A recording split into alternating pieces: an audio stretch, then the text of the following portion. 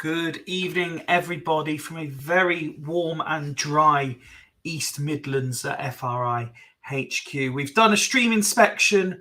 There is no water to contend with tonight. We will not be postponing this at the very last minute, but what we will have is rants, tears, and maybe the odd quiz question that we didn't get through on Friday.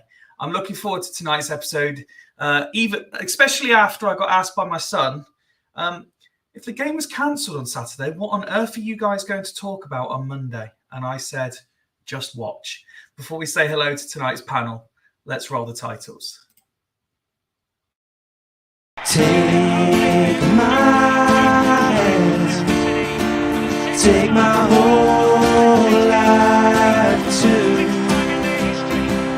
but I can't help falling in love with you.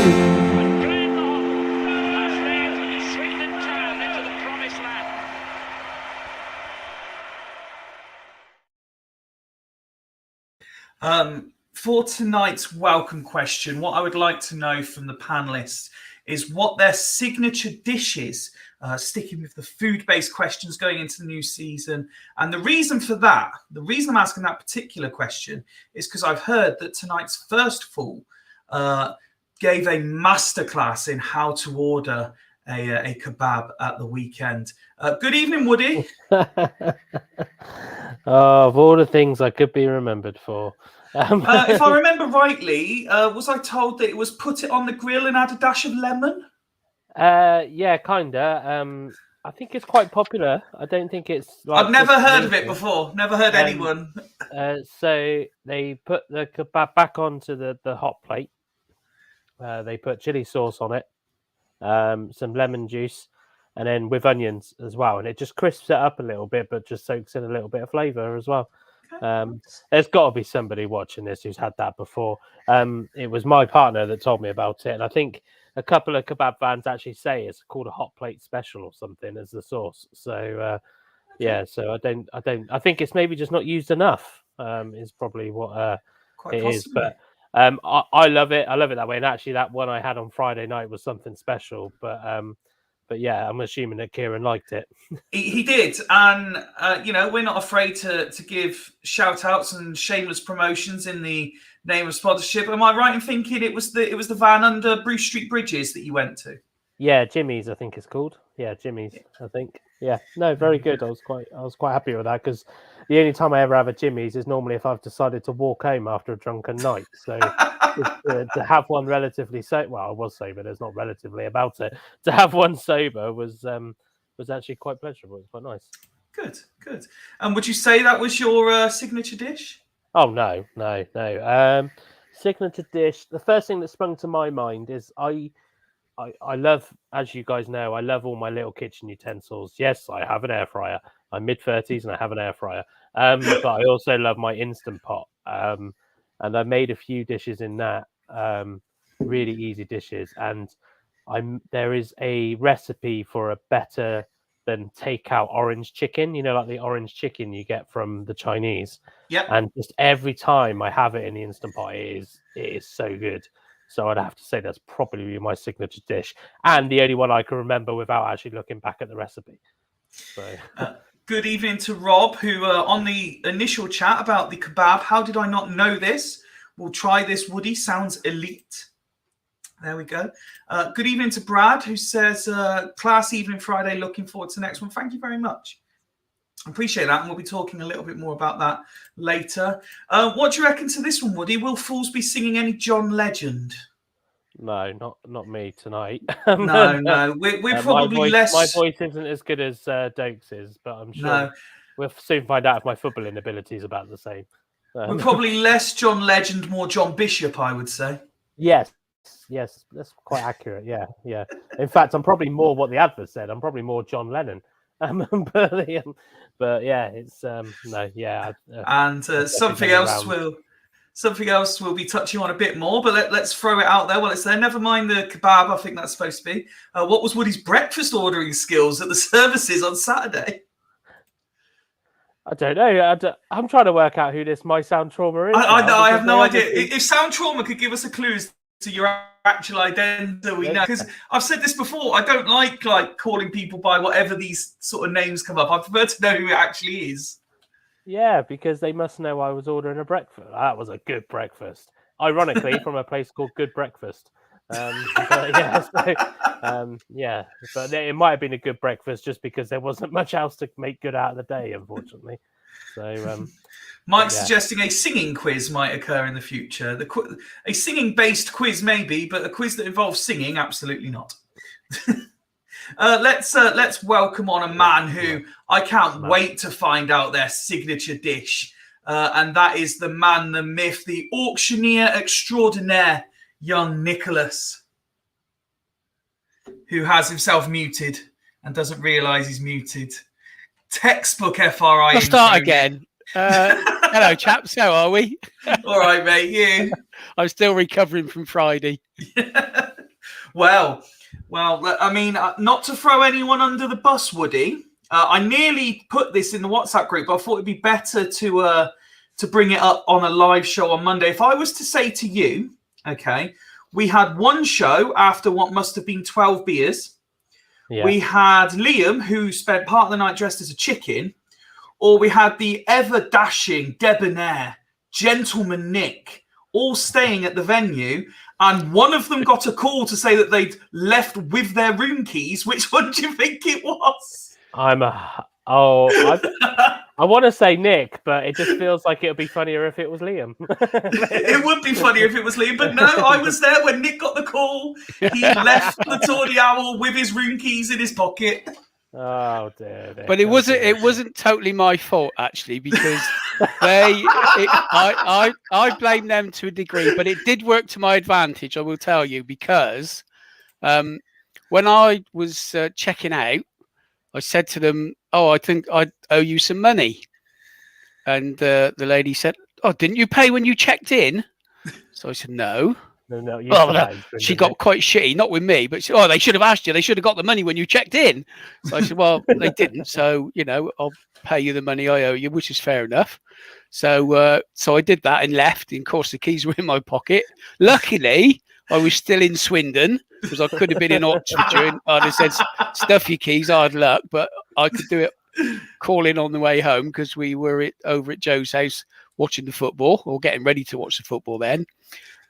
So I went back to take the keys back and remembered that I'd left my phone charger in the room. So I actually it's to my benefit because I got my phone charger back. So all was well at the end of the day. So it was all good. Nick, what is your signature dish, please, sir? We all I'm know not how often really- you're in the kitchen. No, not really in the kitchen. My wife is that basically does all the food. But Jam if sandwich. anything, the kids will have me doing the barbecue to the extent that we did a barbecue on Christmas Eve in the rain because the kids wanted a barbecue. So get the old Barbie out and we fire that up in all's good. I'd rather that than a roast, to be fair. Yeah. Where shall we go next with so many guests waiting in the wings? I think it's only right that we welcome a young man who really, really enjoyed himself on Friday. In fact, before we welcome him, let's introduce to one of our new favourite gifts in the world. Oh, yeah. Evening, Rich. No idea who that guy is. We all know him. News to me. Evening, How are boys. you, How sir? are we? Yeah, Yes, good. very well, thank you. How are you? Yeah, very, very well, thank you. How was the travelling on Saturday? We'll get more into how you felt about the whole situation. But did you enjoy your journey to Colchester on Saturday? Fell asleep on the way back. Doesn't surprise me in the slightest. No. It was all right. Willie got us there in plenty of time, like, but I wish I could vouch for his breakfast, but I didn't have one. But I think his ordering skills were pretty on point. I was just sat there with a bag of jelly babies and a hot chocolate. Classic Of course breakfast you for were. me. Classic breakfast. Covers all the main nutritional groups. Rich, Absolutely. what's your you're a young man of the world. What's your signature dish? Yeah, do you know what? I like cooking quite simple and easy food, but I Cheese always on like toast then? quite a bit. No, not that simple. No. No, actually, that's quite extreme. That's quite elite level, isn't it? Cheese on toast. To do it properly is a Cheese skill. on toast, yeah, and beans on toast as well. I don't like beans either, though. But anyway, no, I like I like chicken wraps. I like kebabs, like sort of thing. But also like one thing that I've really been like cooking, especially since my parents have been away, is chicken and tagliatelle. Okay. Really Nice. good with a nice chili, like sort of spicy tomato sauce on top. Really good.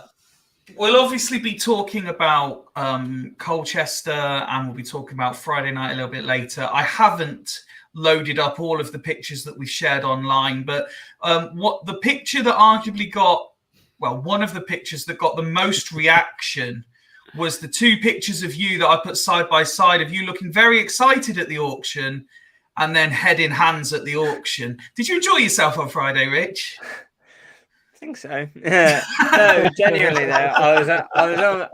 Do you know what? I was more annoyed that Kieran and Mark stitched me up. Both stitched me up.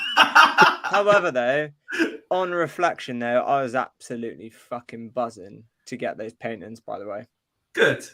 I really was. I know. My head didn't look like as if I did, but actually, I was really, really buzzing. Actually. It's apt They're timing, gonna go actually, really, because really the good. artist behind them has just tweeted us to tell us that basically as an advert. That's to who I say wanted that to they're know. real. That's who I wanted to know who it was. What was his name again? James Mudderman. James Mudderman. Okay, cool. You'll find him on Good to our socials. In fact, just for you, Rich, I will retweet this post so it's at the top of our Twitter. Oh, Sick. thanks. I could do with that as well. I'm going to reach out to him. Yeah. Just for reference, he's selling them off at £15 each at the moment as well. Fuck off. I have to say, Jamie has just messaged in on the live chat. I don't cook much, so my signature dish is probably eggy eggy bread. I have to say, eggy bread, if done properly, is elite. I love Yeah, it eggy is. bread. Absolutely elite. Next guest I'm going to welcome in. Again, it comes as a kind of a two-part. I'm going to ask the first part of this double act what his signature dish is, and then ask the second part if it's correct. Good evening, Mark. Well, good evening, Mr. Fife. How are we doing? I'm ready to cause some chaos and trouble. How are you? Good. Well, to be honest, Oscar won't have ever had my signature dish because it's only reserved for the ladies. There is also Very good. there is also another dish which Oscar will back me up on, and this is the basic one, which is a solid bacon sandwich. Okay, I'll ask you. The amount of times that I often get asked to make one at the weekend. Yeah. Okay, I'll ask about your bacon sandwich, but what is reserved for the ladies, Mark? Okay, so seared venison with red and black peppercorns, celeriac mash, and roasted purple sprouting. Cool. I mean, there you go. I don't even know what half of those words are. Oh, I do. Oh. Yeah, Woody's like, yeah. You know what those words are? They are an orgasm in the mouth. That's what those are. That was Mark's you go. pickup line when he was going out in his early 20s. That's fair. That's a good shout, Rob. Actually, that is a good shout. Yeah, Rob saying in the chat, Mark's signature dish is the tears he gets from the people on Twitter. There's plenty of those. It was an absolute delight to have you as part of the panel on Friday, and Oscar, who will be introducing it in a moment. Did you enjoy yourself? Yeah, I did. Really enjoyed myself, and it was really good to finally catch up and meet the other fools that I hadn't had a chance to meet yet. And to be honest, that was quite a few of them. Obviously, I've met Nick before, and Ned, who obviously wasn't there on Friday. Yeah, best wishes to Mrs. Ned, of course. And Ben, but obviously it's the first time I'd had a chance to meet Woody in the flesh, I think, and Rich. I'm just trying to think. Have I met you before, Woody? I'm just trying to think what they had. Yeah, you met at the in the Arkles. Ah, yes. No, that's right. No, we have. Yeah, Yeah, a couple of rows down. Yes. But yeah, 100%. It was the first time I've met Rich properly. So, yeah. And Joe. So yeah, it was great. Really nice to have a chat and a bit of banter. And Rich kept me thoroughly entertained all evening. As we said, he was just quality, such good value. Such good value. I did feel a bit sorry for Oscar at one point because you pretty much between you and Wazza turned into Rich's dad, just consoling him through the evening. Have you got the photo, Fifey? I can get it while we're chatting. I haven't got it to hand. I was going to say I've got to send it to you, but it's the one where Mark's got his hand on my head. I will endeavour to very discreetly load it into the show while we're chatting away. Somebody's going to faint during this episode, I reckon. Let's bring Oscar in and find out just how good are these bacon sandwiches. Oh, look! Even the youth are struggling with the technology. No, it's probably too small. But bacon sandwiches, they're top tier. I don't know what you said about doing venison and deer and something. It's that in man, I can't lie. He saves it for the ladies, so apparently more important than his own son. So I mean, you'll learn, Oscar. Oscar, you will learn one day. You will learn one day, my son. You will learn one day why the son gets the bacon roll and the ladies get the venison and the celeriac mash. I'm not complaining. I don't cook, so my sandwiches is probably like a cheeky pot noodle. Because it's the only thing that my skill level allows me to make. It's about as far as my skill level goes as well, mate. Don't worry. Yeah, because it's just hot water and stir stuff, which I'm pretty confident with. But it still sometimes ends up tasting like absolute sludge. So, but it's not the worst. That's the pot noodle people's fault, not yours, mate. You follow the instructions. We've got Barry getting involved here.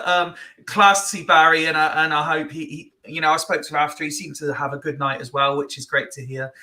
Goat's cheese panna cotta with pickled beetroot, bang tidy.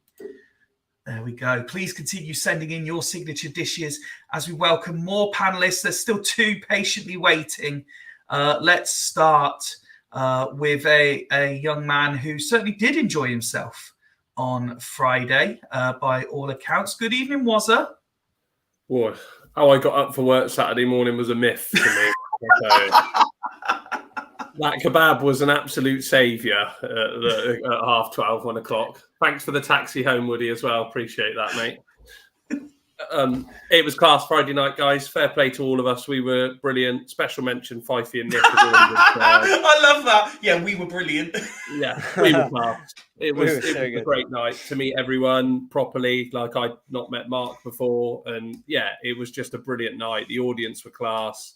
It was brilliant, absolutely brilliant. And yeah, me and Mark consoling Rich was just a great highlight of my whole evening. And Rich, you were class as well.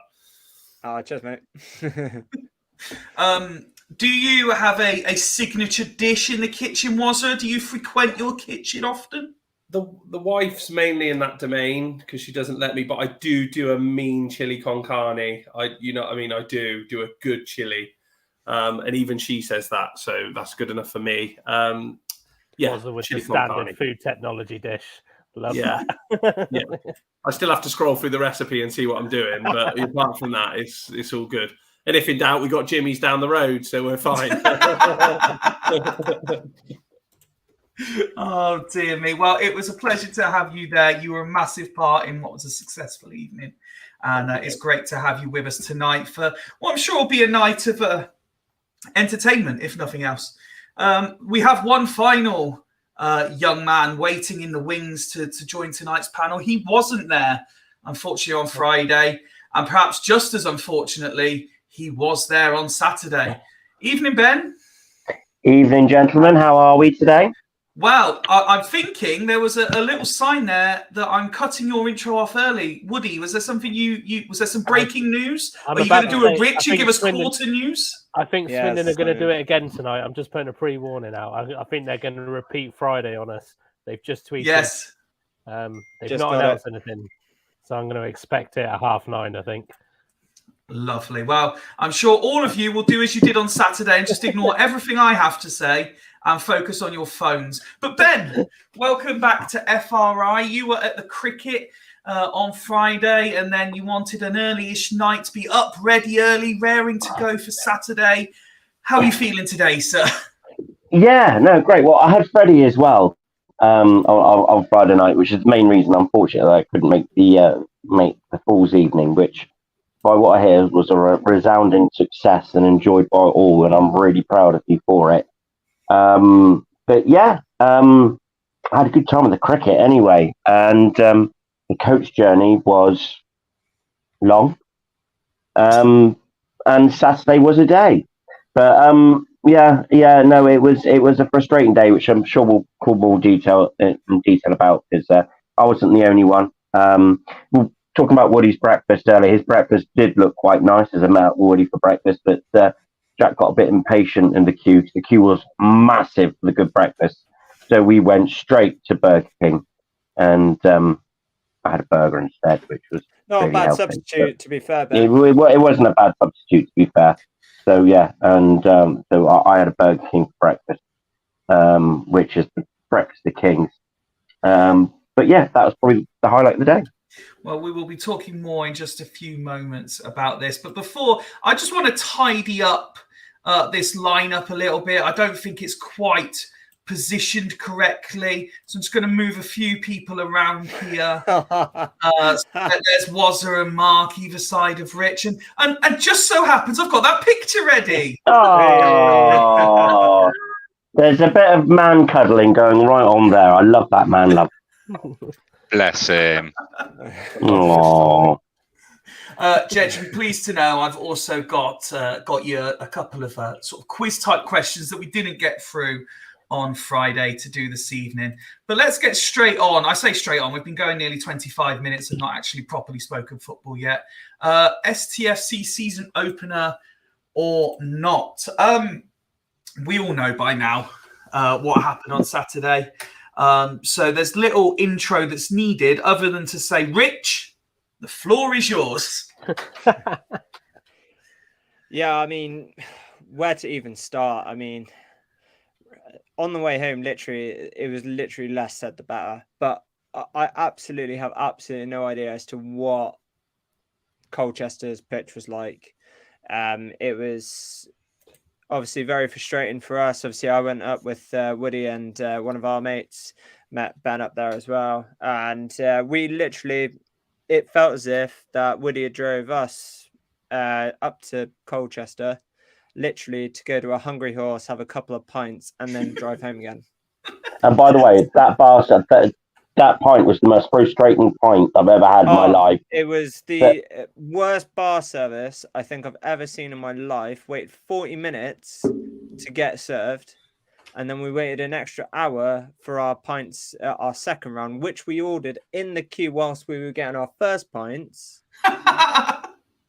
And after that, we literally went to the stadium, started lashing it down, and once we got there, we were listening to BBC Wilts, and they confirmed there was going to be a pitch inspection. I think we were all just joking in the pub as well, and I think I shouted out saying that the game had been called off just for a little bit of banter. So it's your fault. Little did I actually think that was actually going to come true. I had no idea that the Colchester pitch had suffered that badly, and I think also, I mean, the fact that it did get so bad from a day's weather, no, actually not even day's weather, a morning's weather, is actually very concerning. Also, if they knew that their drainage was that bad, why did they not follow what they were doing on the A12, which was what they were supposed to be doing, roadworks, but in turn they actually delayed them because they knew the storm was coming. So for me, I think a lot of the blame needs to go on Colchester here. I just think the management of it was absolutely poor. I think the concerns as to what happened with the drainage, as to why the pitch was basically soaking up so much water, and it just laying there. You've got to be concerned as to why that was the case, and it was massively frustrating. I think what annoyed me the most was obviously I know obviously Dokes was obviously singing in the changing rooms. I've got no issues with that, but it's other people within the club, so like the kit men, some of the media guys just going on Twitter saying how much of a laugh and how much fun that they were just having, and how much of a piss take it actually was. And it's like, well, with no disrespect, you're number one employed to be doing that. And number Sorry, two, Rich, I'm going to interrupt you just for a minute. We made a signing, have we? Because Brooklyn 99 has appeared on Swindon Town's official Twitter. Woody, have you had a chance to watch it properly yet? Yeah, it's the Look Raymond clip. It's quite on one of the later series, but they haven't done what they've done with the other videos and put a little face over it or anything like that. So, it's Brooklyn Genesini, isn't it? Yeah, Genesini. Oh, is that his first name? I didn't know that was. Brooklyn. Yeah. Oh, Brooklyn. well, there we go then. So that's what it's going to be, isn't it? Yeah. But I am loving that. We've been a bit more creative with our transfer videos now, so I'm quite liking that. To be fair. Rich hates it, but I wasn't keen on the other two. Don't mind that one though. That one's all right. That makes a little bit of sense. To be fair, I was listening to it's Henry Port, isn't it? And he was on OSC earlier, and he actually speaks quite well. It was quite interesting listening to him. What does he do? He's the social media guy. Who is he? Oh yeah, he was the one that came from Pompey, wasn't it? Yeah. Okay. Sorry, Rich. Do carry on. I interrupted you mid rant. Yeah, no, I wasn't quite keen on the media guys saying, oh yeah, how much of a laugh it was, how funny it was, and all that kind of stuff. I mean, for us fans, really, I don't know about other fans, but personally for me, that actually ticked me off a little bit, because you're going on social media bragging about how much of a laugh you had, but actually we were traveling for 6 hours, 3 hours there, 3 hours back, not to watch any football. I know the kit men were doing their best to sort of get liven the mood a little bit with our fans. Obviously, I wasn't in the stadium at that point. We didn't go in the stadium full stop, really. And I think I just personally, for me, that didn't sit quite well with me. I'm thinking, I'm glad you had a good time, but try not to put it all over social media, because it's for us who's just traveled 6 hours to literally do nothing, and spent money as well. Lots. It's not funny, and it's for us. It's yeah, It's that was certainly my not piece about certainly it. not funny. But what it is it's Swindon Town in the record books again, as we were involved in the only ever fixture on the opening day of the season to be called off a waterlogged pitch. Rich, you said you weren't in the stadium. One man that was Ben, and never mind Ben being there, but poor Freddie was there.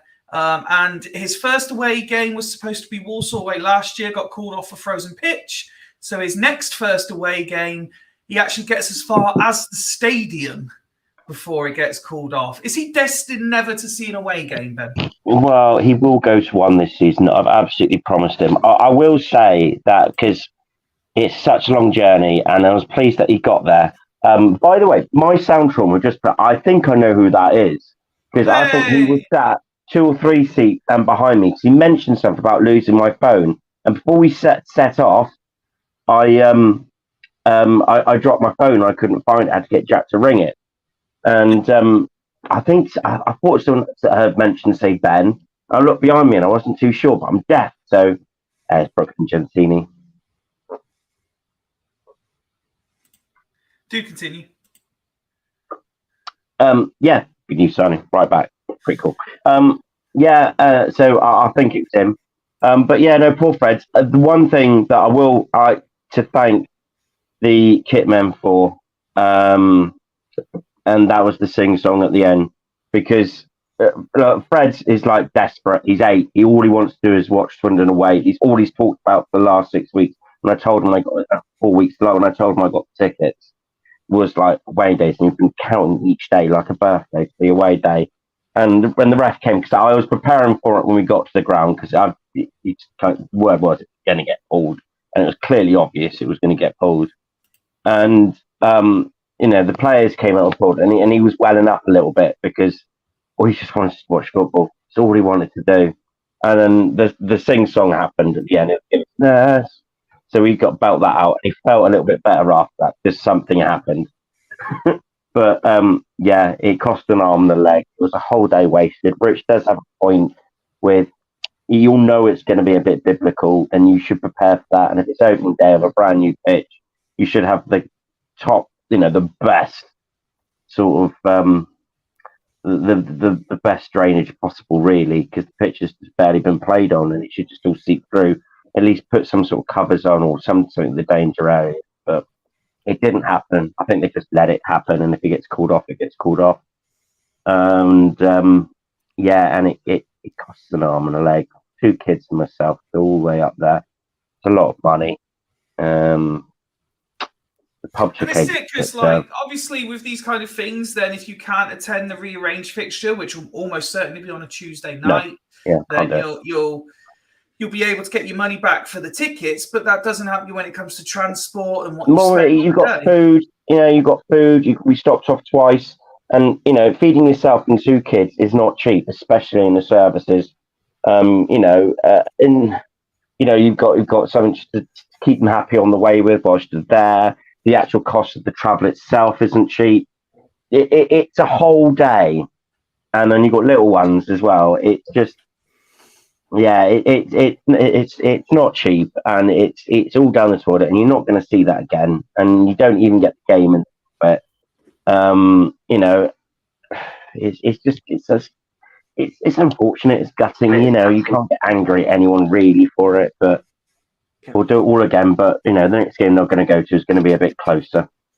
I'm going to go in the autumn. Just pray to God it doesn't rain. He's going to Crewe on Saturday, so. No chance to have some freak showers before that or something will happen. Mark, you're not one to dispel a conspiracy theory.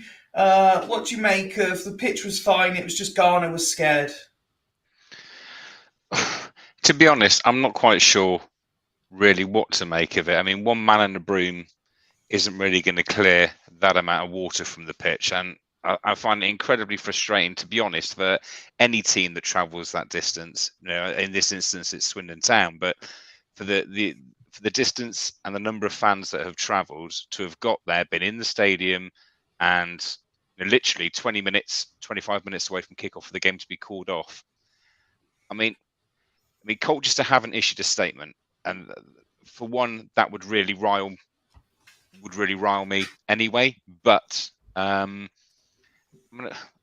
about the, fans should be getting some sort of compensation, or at the very least, yeah, absolutely an apology. I mean, yes, it was great that that Jonah came over and gave the sing-song, and Flynn came out and did his bit and made sure the players acknowledged the fans were there. That's great. You'd expect a half decent manager to go and do that. I mean, at least there wasn't any chest pumping and all the rest of it going on, which is really good not to see. So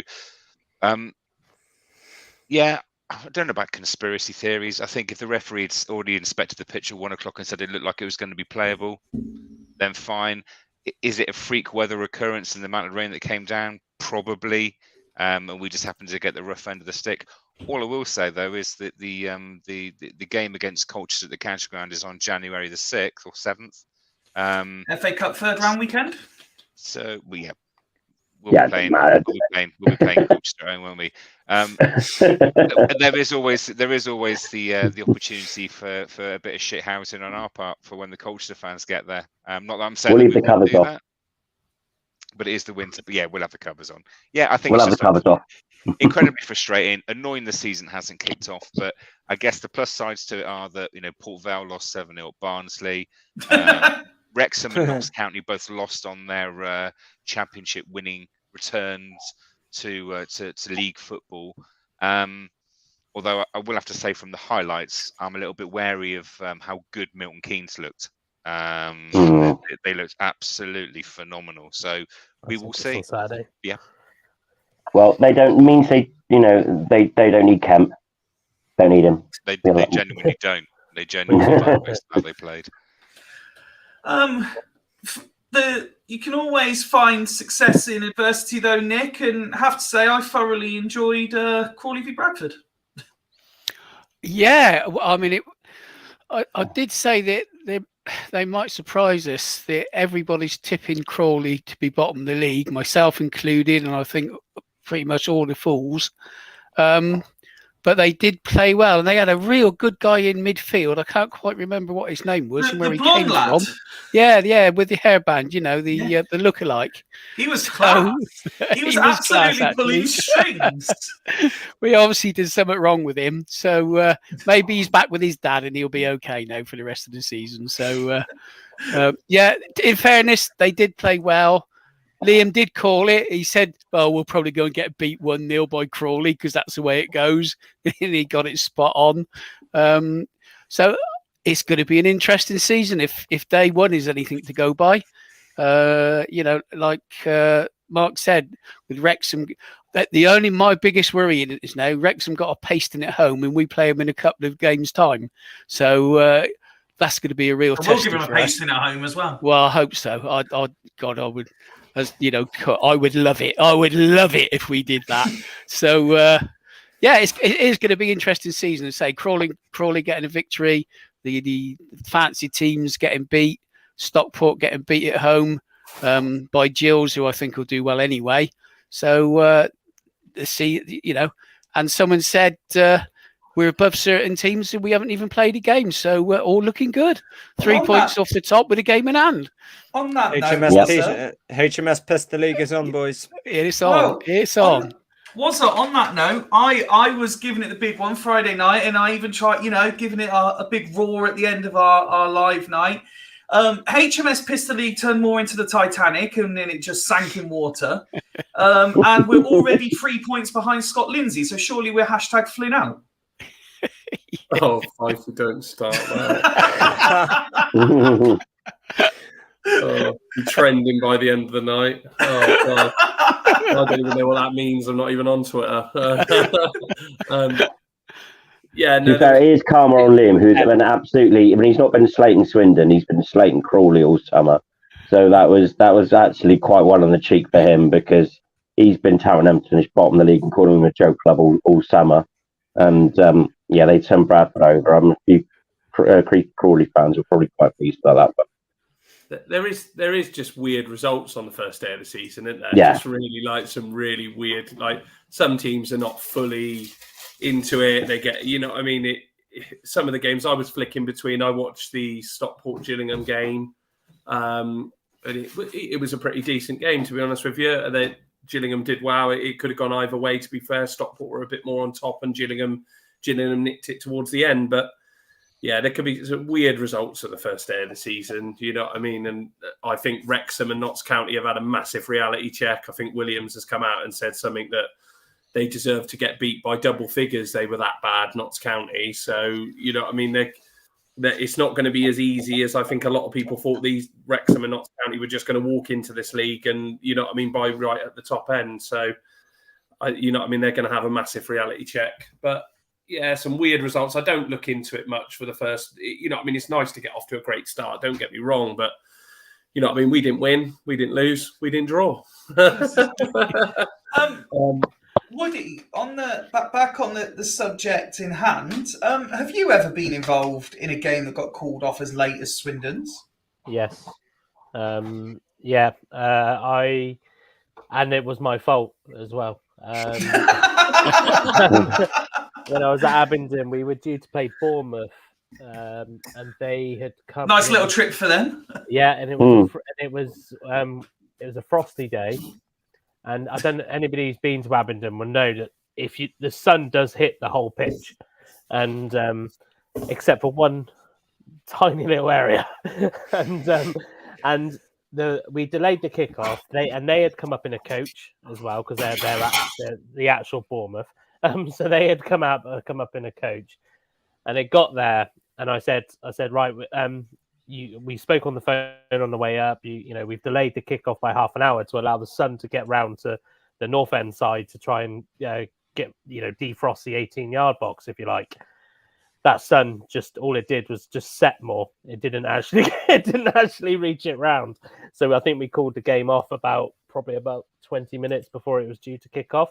And that was, I held my hands up. That was my fault. That one. I didn't have the money to reimburse the travel, otherwise I would have. But yeah, I think we did. I think we put some. I think if I remember rightly, we did like a barbecue for them or something. We cooked some food for them and all of that before they went back to say sorry and that. But and I think the club did help them. I think when we did actually. No, we didn't. Was it the COVID season? I can't remember if it was the season that got abandoned due to COVID. So I don't think the rearranged fixture actually ever happened. But yeah, so yes, I have. Which until you asked me that question, I'd forgot about it until I was ready to go on my rant about how late Colchester called it off.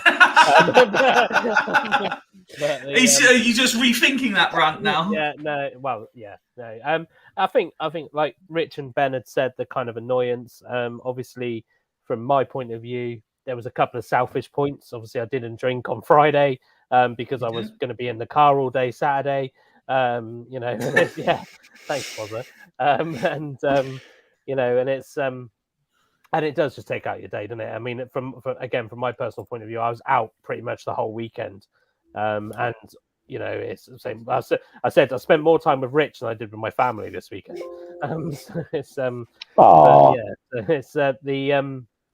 But I think what was really annoying, if you go back to when we were in the pub, there was people looking up what the local fixtures were around when the rumor was going around that the game was going to be called off, and that was something that we were considering. We were sat. We left the pub about 2:00, and it was pissing. I mean, it was torrential. And when we got in the car park, we thought, right, okay, what we'll do is, it sounds like it might get called off. Let's have a look at what games are on around. And I think we picked like an FA Cup game, didn't we, Rich? We were looking at it was something like that, yeah. It's about 25 minutes away, and it was on 3G Cambridge pitch. City. So, yeah, and I thought, that'd be a decent. We'll just go watch that. So at least we've got a game of football. And I was kind of thinking, that was one thing that annoyed me, because everybody going, right, most people are just football fans as well. So I guarantee you that if there was enough time, a lot of people would have gone, apart from obviously those on the coach, that's a bit different. But there was a lot of people in cars that would have just gone, let's just go find a local fixture somewhere. Because after all, Colchester was pretty much the only fucking game in the whole of bloody England to be called off. So it's just, yeah. So I just think it was really poor, because there was nowhere on the forecast that was saying the weather was going to get better. And I know we can't always rely on the forecast, but as I can't remember who said it, but when you got one man, I think it was Mark, when you got one man and his broom trying to brush off the pitch, I'm sorry, but even as a referee, you're looking at that going, this ain't going to happen. I think questions do need to be asked about Colchester's drainage, to be honest, because they've just had a new pitch laid.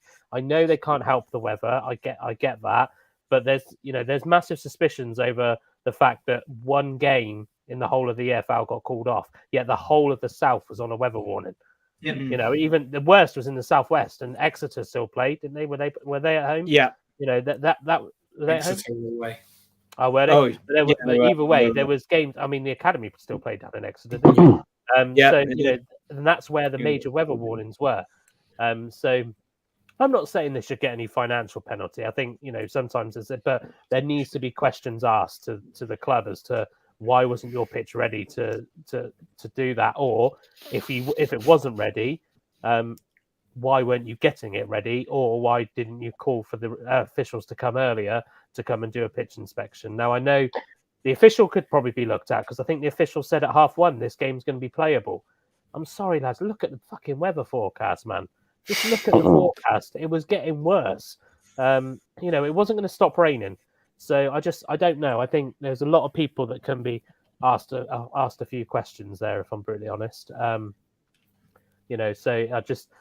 think that's what obviously irritated me from a personal point of view. It was comfortably probably nearly 50 quid in diesel, and then obviously, as Ben said, you're buying food, you're buying, when you're there, etc. Because it's pissing it down with rain, you can't exactly go off and do something else. I think someone mentioned in the chat earlier about about going to Colchester Zoo. We joked about that actually. We did, and of course you wouldn't because you can't, because it's pissing it down with rain. Pissing it down. It's all these. Yeah, it's just annoying. The best thing about the day was the food. Was the services on the way up, and then the curry we had when we got back. So it was which was a banging curry, by the way. But it really frustrated me. I'm not necessarily annoyed at the decision. I'm just annoyed at the timing of the decision. I think you cannot, and there's got to be lessons learned from this. You cannot call a game off at 2:30. Even for the Colchester fans, not all of them will live in Colchester. And if that's it will happen again, though. It will happen again. It's going to happen again.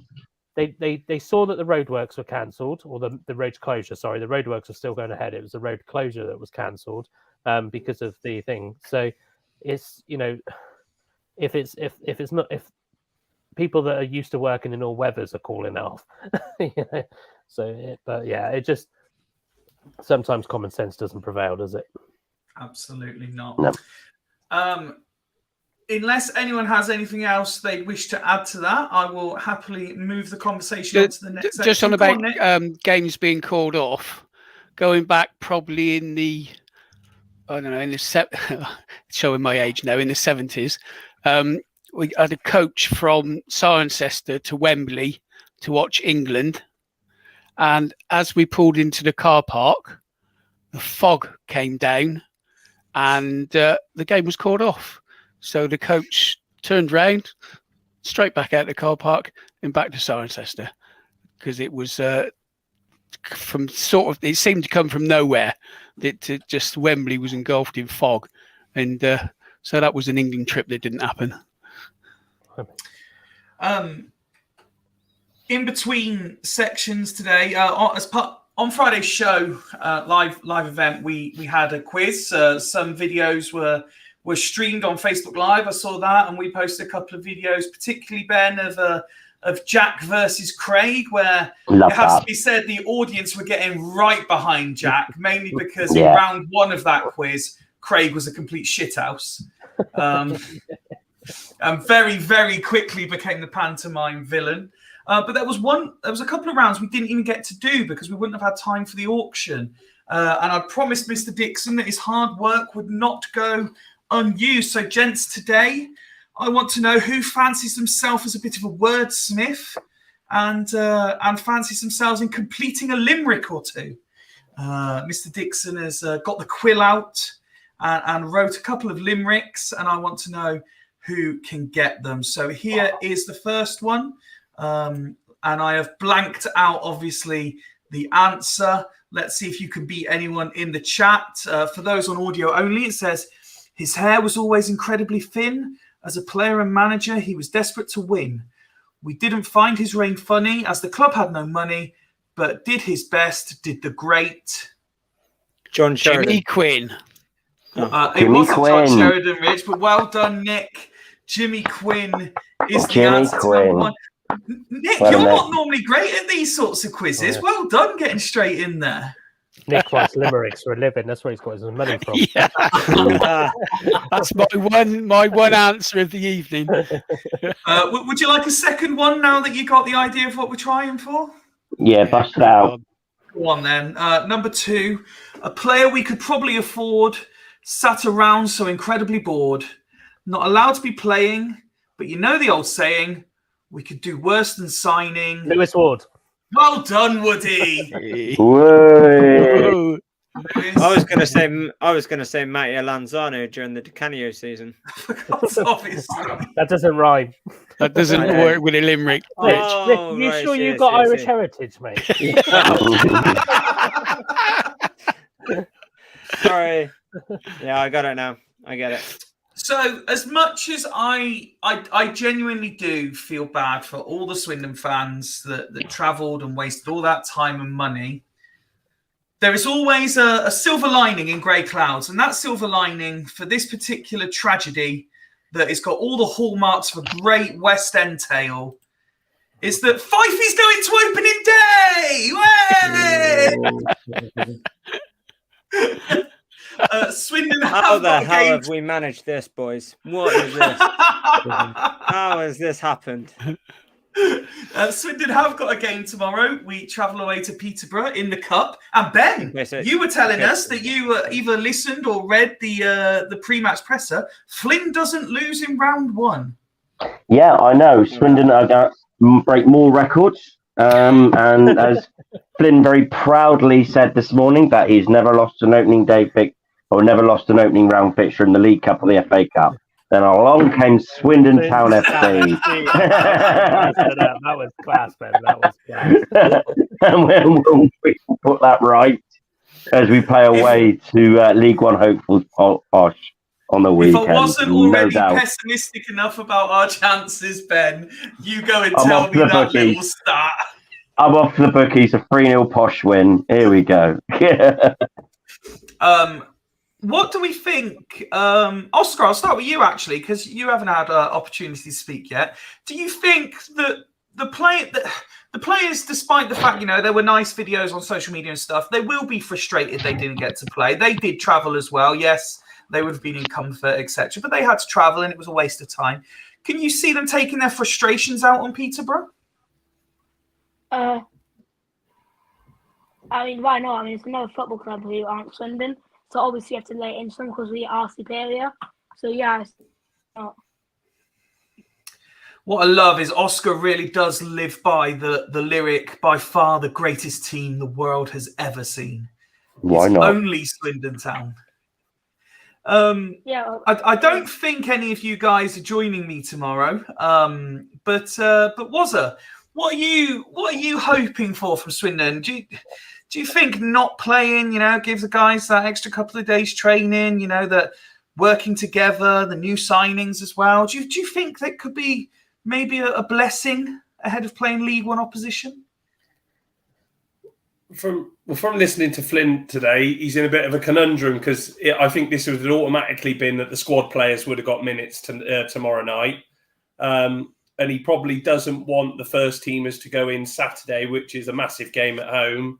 He doesn't want them going in undercooked. So, I would be very surprised. I think he'll go with the lineup that he was going to play on Saturday tomorrow night. I think he honestly will. Which is great if you're going like you are, Fifey, because I think you're going to see the Swindon first 11 on paper all close enough to it. I think it all depends. It's a League One versus a League Two club. There's not a massive gap. Peterborough will be a good side, but maybe they're not going to prioritise this, so they might mix up theirs and put their squad players out. So, why can't we go there tomorrow and win the game? I can't see any reason why we can't. I think on our starting 11, the starting 11 that was going to start Saturday, can compete. It's these cup games, isn't it, really? I think even Flynn said today, he said that the league is the priority, and he prefers an FA Cup run because it's more lucrative for the club and it's more. You know what I mean? God, So, he's already throwing the cup away. Yeah, so I don't know what that means, but yes, it sounded like to me that this isn't his number one priority. But I think as a Swindon fan, we'd all accept that. No, I wouldn't. Well, you're going. Play to win. Yeah, no, and I think he will. He'll have them fired up, and I think the players will have a point to prove. But, you know, I mean, I think it's going to be getting that balance right of looking after everyone for Saturday, because Saturday is massive at home to get the ball rolling in the league. But yeah, I don't really know what to expect. I just, as long as we do ourselves proud and give a decent League One side a good game, that's what we'd be happy with. Mark, if we are playing the team that was supposed to play Saturday, do you think that kind of the flip reverse question to what I asked was that them not them playing Saturday means they might be undercooked going into this?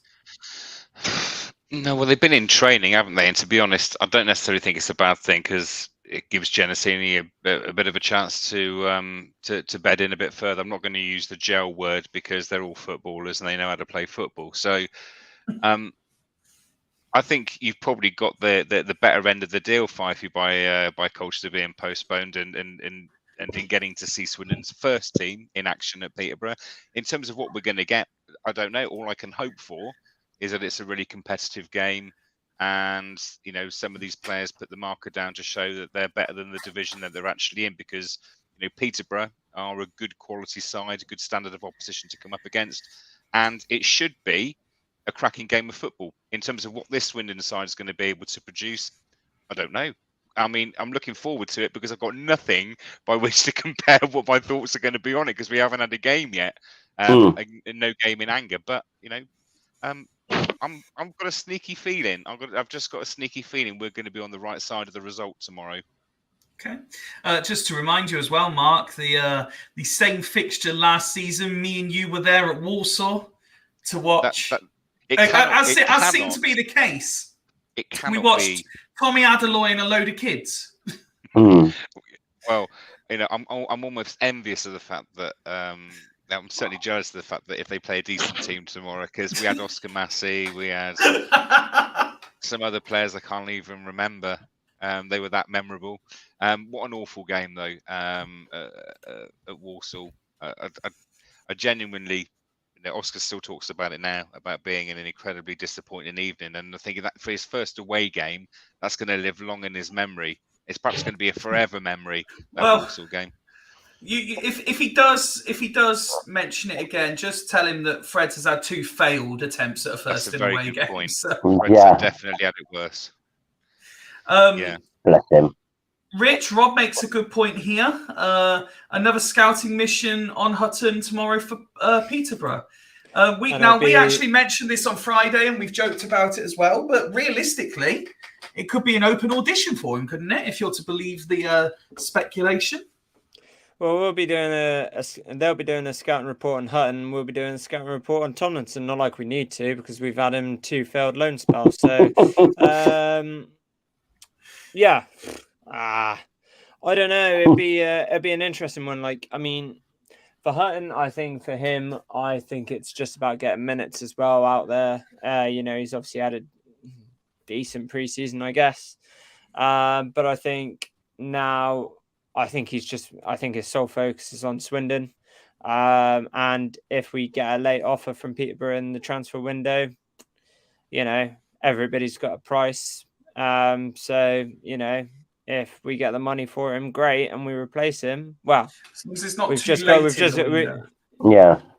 we've just got Genesini in as well, who obviously plays right back and I think can play left back as well. So, you know, at least we've got cover just in case, you know, Hutton has a blinding start to the season and gets a late offer from Peterborough. So we did, however, discuss this on Friday, didn't we? And we say if we are to let Hutton leave later in the window, it was a perfect opportunity for Lavigne to come in, and we've let him go as well. If we're starting the season with Hutton and Lavigne as the options, and we end the window with just Genesini, I don't think the fans would be best pleased, if I'm honest.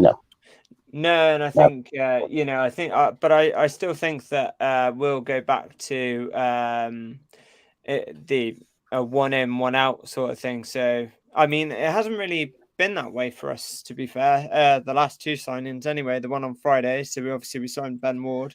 Yeah, but don't forget, we were averaging something like 3.5 out for one in. That's why. True, that's a fair point. But most of them were going out on loan anyway. They're mainly youth loans, though, weren't they?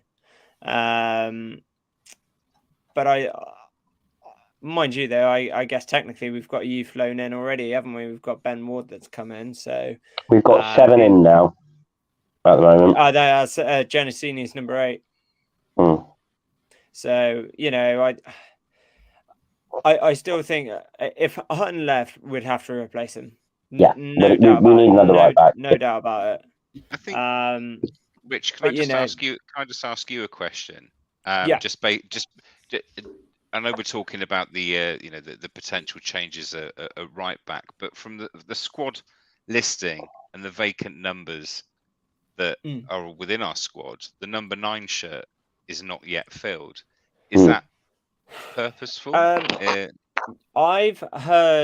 I heard something from somebody. Literally, it was some random bloke in the pub. Literally, just said, it's always the best place to get the news, Rich. He was trying to. Well, I don't know what he was saying, but he said, "Oh, apparently we're leaving that number 9 shirt for a big striker signing." I was like, "Right, okay," and he was like, "It's going to be somebody like Billy Sharp, sort of." It's not going to be Billy Sharp. I'm thinking, hey, Billy Sharp. I'm pretty sure he's from Sheffield. Number 2, he's like 35. And number 3, he's not going to retire up in Swindon, is he? No. So, it's one. I thought that was quite right. He did say to me, it's not Billy Sharp, but it's on that sort of level. I'm like, right, that could be any striker in the world. I still think, though, Jacob Wakeland's going to go by the end of the season. I think you're right. Yeah, I think you're right. But I don't necessarily think that's a bad thing. Because he's 3 years on. Woody will not be driving you to any more away games. You keep saying stuff like that. I genuinely, I don't. I mean, he's got 3 years on his contract. If we can buy in for him now, and get some money for him, because I don't think he'll be cheap. He's 22, 21, no, 21 still.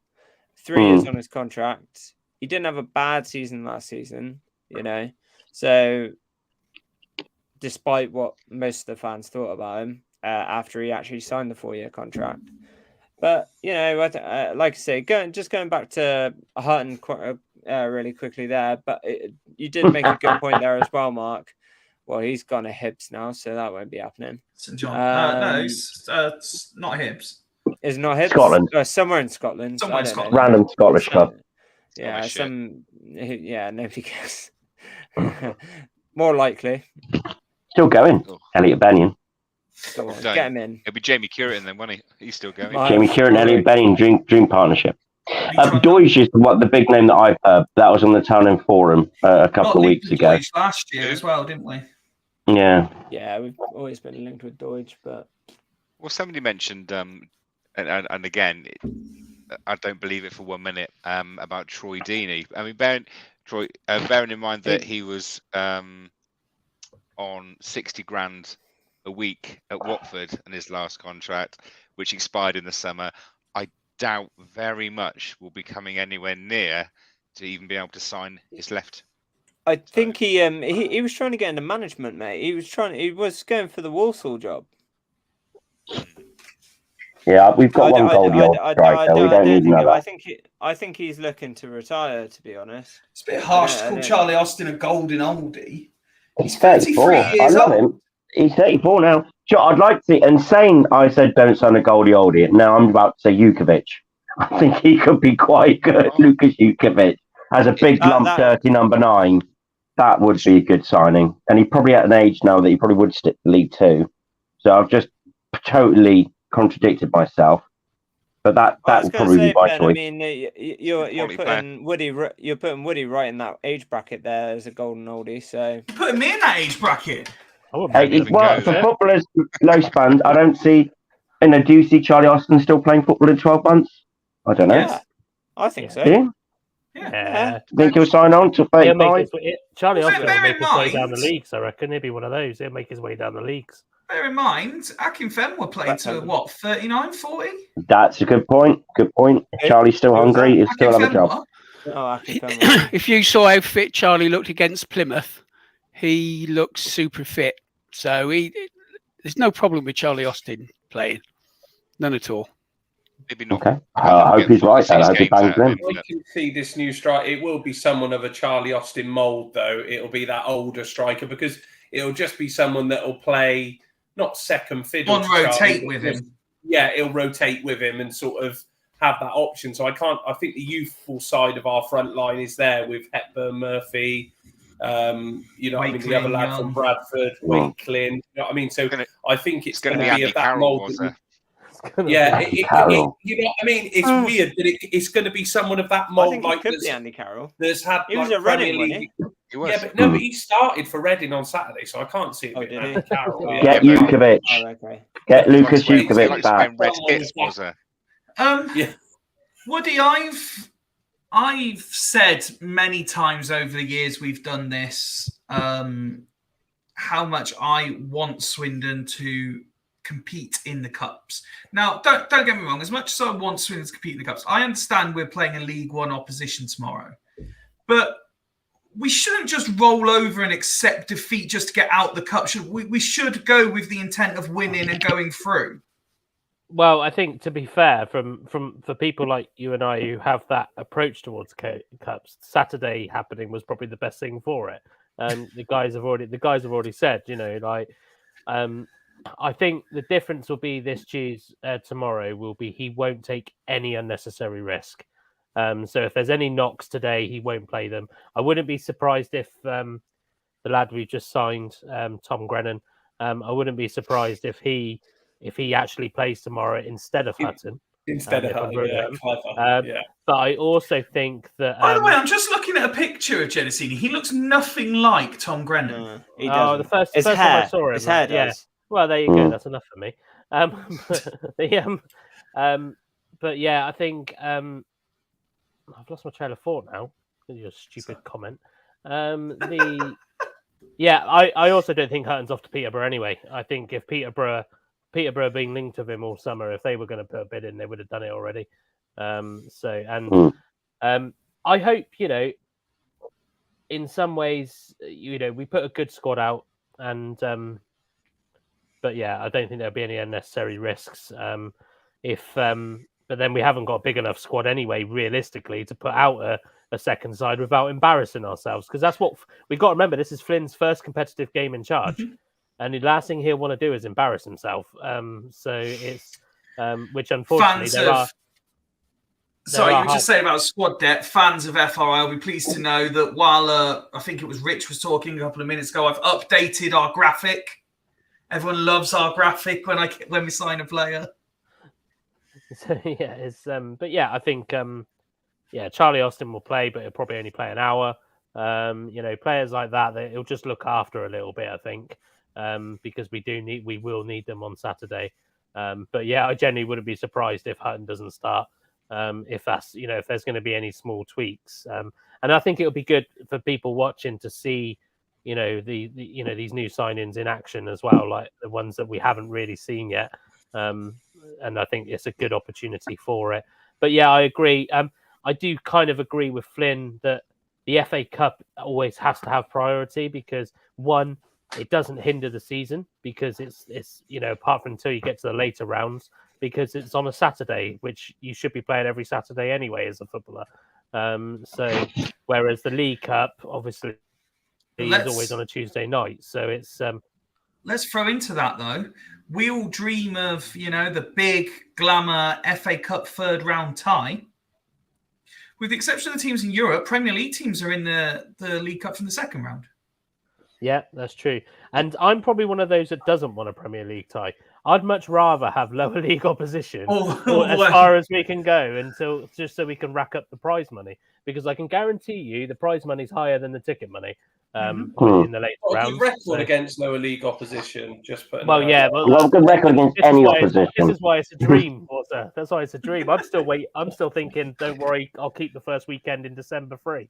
But the and that was the other thing I was thinking about. I joked with Rich on the way home on Saturday. I said, "Don't bother putting it on a Tuesday night. Both the clubs won't be in the FA Cup come the end of the year, so they might as well put the fixture on a Saturday."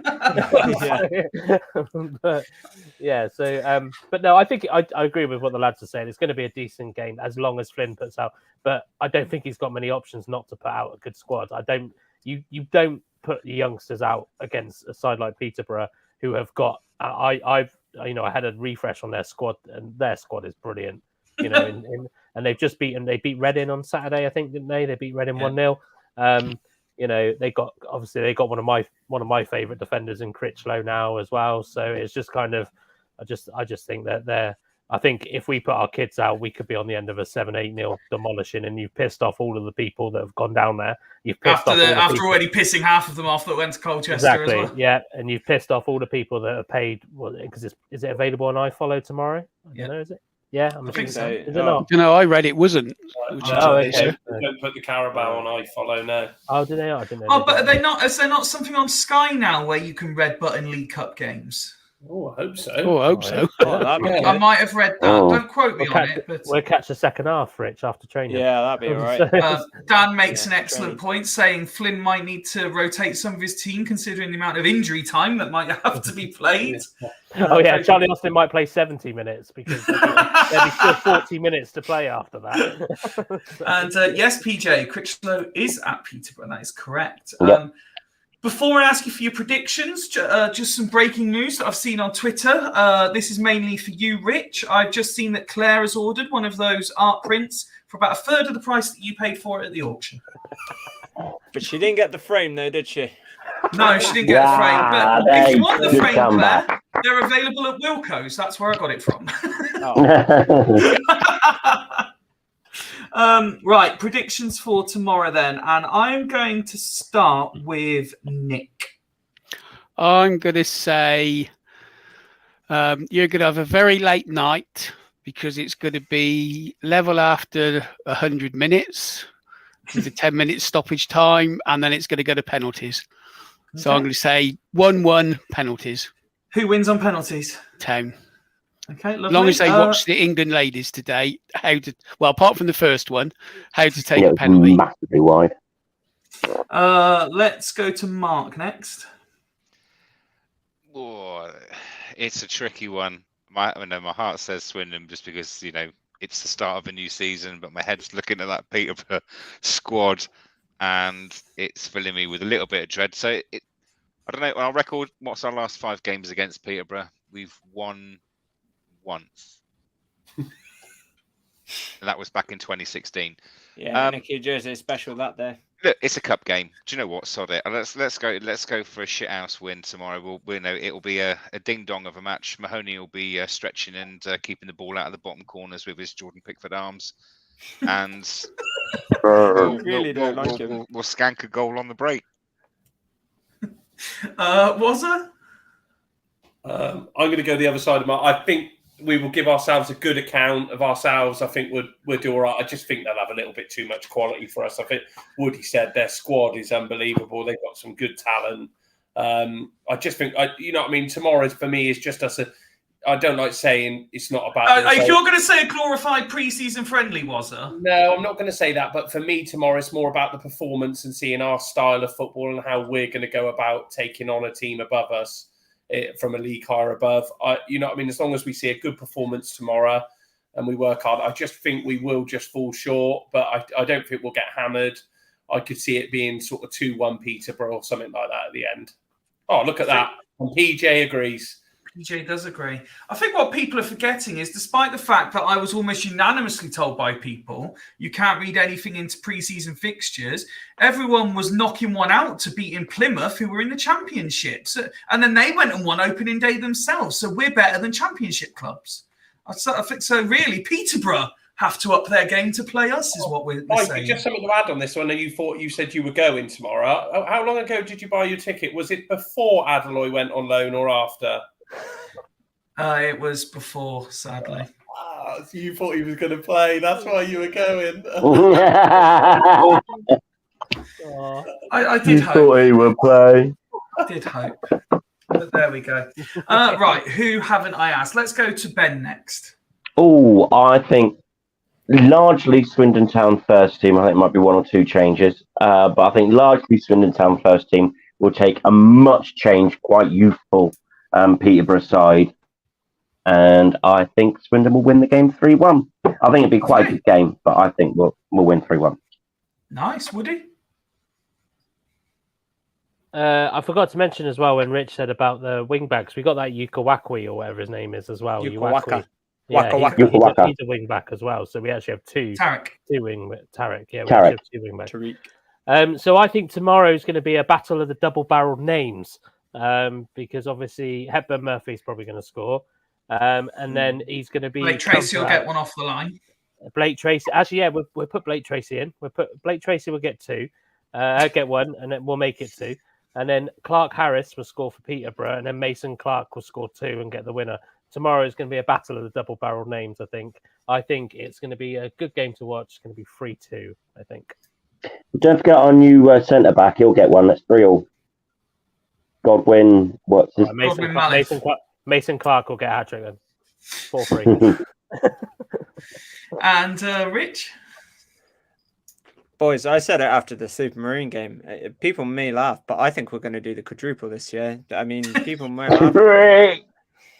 Hey, there's HMS Pissed the League, and then there's just HMS Pissed. Yeah, pissed the cut. Yeah, literally. No, genuinely, I think we're going to lose 2-1 tomorrow.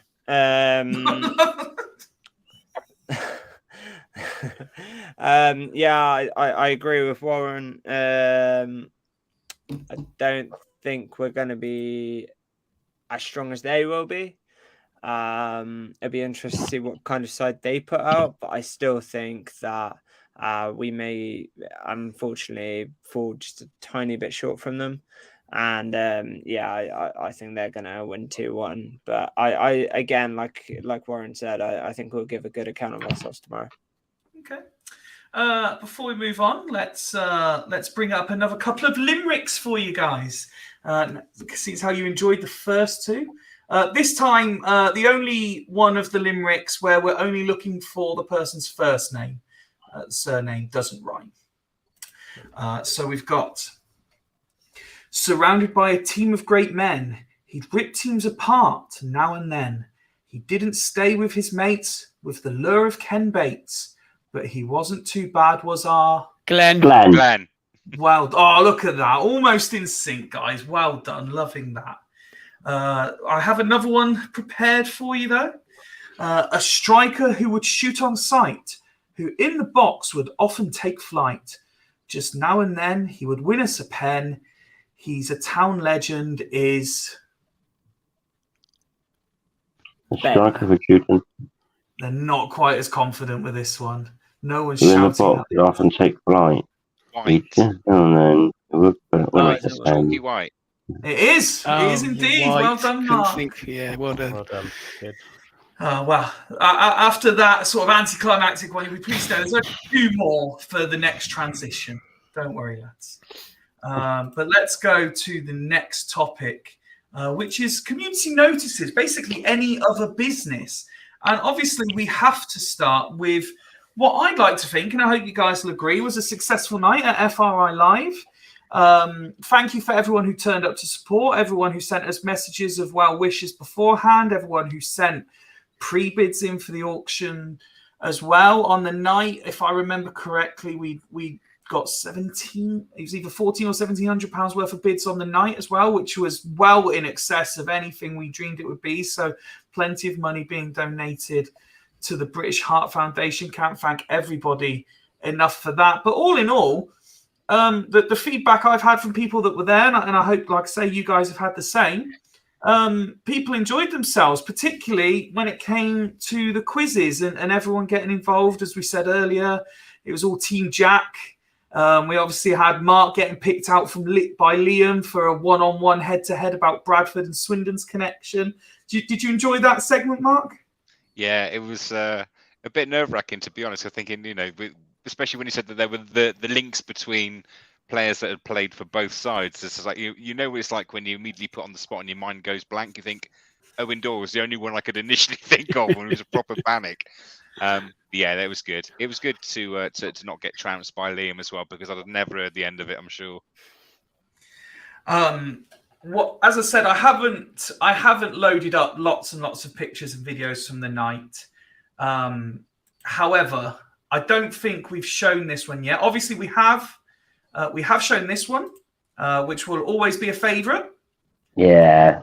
And of course, we are hoping to have regular use of this as a goal gif every time we take the lead. That's definitely when we do our commentary. That's got to be blasted when Swindon scores. Goal for Swindon. Shout out to Claire on that one. Shout out to Claire on that one. She's done an amazing job. But I also want to shout out Aidan as well for our other favourite that is right up there with the Woody picture from now on. And it's this picture of Joe. Favourite picture of the night. That's a good photo. Incredibly intense look he was giving Jack. I actually think at this point he was trying to help Jack, not intimidate him as well. I was sat next to Joe, and he was genuinely just trying to get the answer to Jack. He was going, Jack. Quite menacingly. Have you seen Claire's post on X or Twitter, whatever we're calling it these days? She's actually used that GIF. Yes, She's on used my your one. GIF. So she'd sent me the GIF and said, I want to use this. And I said, yeah, so do I, as soon as we score. And then obviously the game got postponed. So she said, what? So she messaged me and said, what are we going to do now? I said, I'll send a sarcastic tweet about how we didn't concede and we didn't lose. And then you can just use the GIF. She's used it for the signing of Genesini. Yeah! Come on, Claire. That GIF is getting used everywhere, Rich. That's brilliant.